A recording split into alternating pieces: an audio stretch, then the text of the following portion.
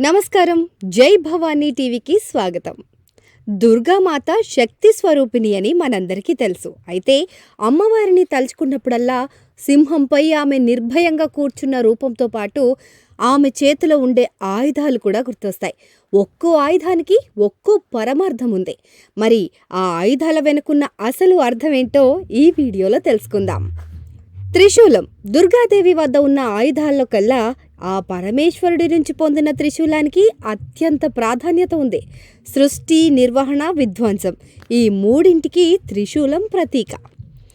గొడ్డలి విశ్వకర్మ మహాముని ఇచ్చిన గొడ్డలిని చెడుతో పోరాడటానికి చిహ్నంగా పరిగణిస్తారు. ఎలాంటి పరిస్థితిలో అయినా భయపడకూడదని ఈ గొడ్డలి సూచిస్తుంది. అమ్మ చేతిలో సుదర్శన చక్రం కూడా ఉంటుంది.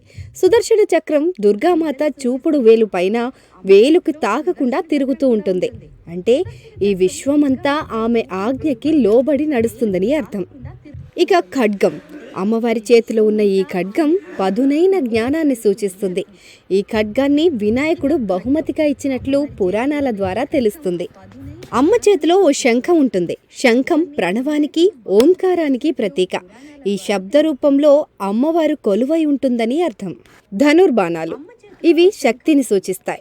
ధనుర్బాణాలని ఒక చేతిలో ధరించిన దుర్గామాత తాను స్థితి, గతి, శక్తులు రెండింటి మీద అధికారం కలిగి ఉన్నట్లు తెలియజేస్తుంది.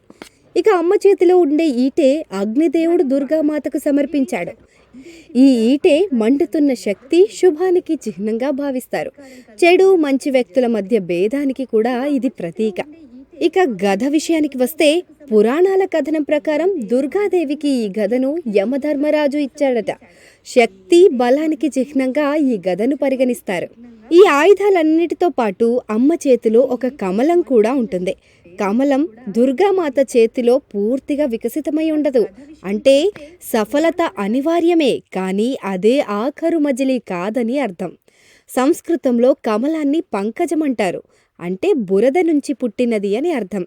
బురదలో కమలం వికసించినట్లు దురాశ, కోరికల మధ్యలో జీవిస్తున్న భక్తులు కూడా ఆధ్యాత్మికతని వికసింపజేసుకోవాలని సూచన.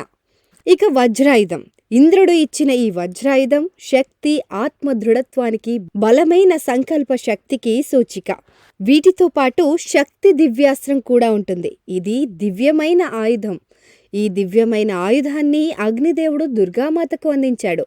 దుర్గాదేవి మహిషాసురునితో భీకర యుద్ధం చేసినప్పుడు దుర్గామాత ఈ దివ్య ఆయుధాన్ని ప్రయోగించిందట. అందుకే ఆ విజయం సాధించింది.